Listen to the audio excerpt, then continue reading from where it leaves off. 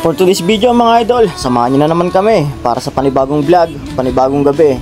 May nabalitaan na naman tayo na pailaw dito sa may Orbis Tondo mga idol. So ano pa hinihintay nyo? Tara, silipin natin, samahan nyo kami.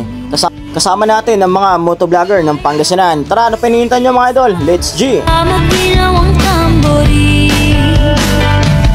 Ang mga parol ng bawat tahan ay nagniningning. Ibang mukha ng saya. At syempre mga idol, hindi mawawala yung mga kulitan ng mga followers natin na nakakilala dito sa may Orbis Tondo. Kaya salamat sa inyo mga idol. May ano pa ba sa paso ng Pinas? Ang kaligayahan natin walang bukas. Di alintana.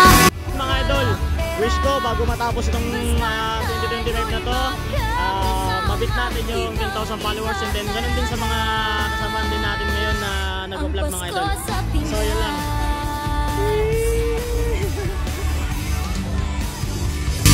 May simpleng regalo na si Ninong at si Ninang para sa inaanak. At sa time na to mga idol, habang tinuturo ko kayo, hindi natin namamalayan na ito na pala nangyari sa atin mga idol. Pinagtawanan pa tayo ng ating tropa.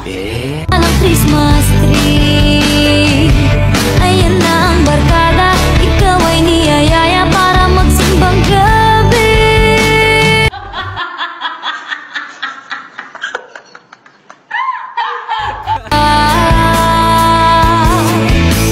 Himig ng Pasko'y nadarama ko na.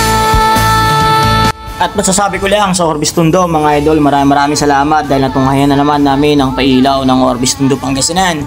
So yun, sulit talaga ang aming pagpasyal dito. Kaya yun, Orbis Tondo, maraming salamat po sa inyo.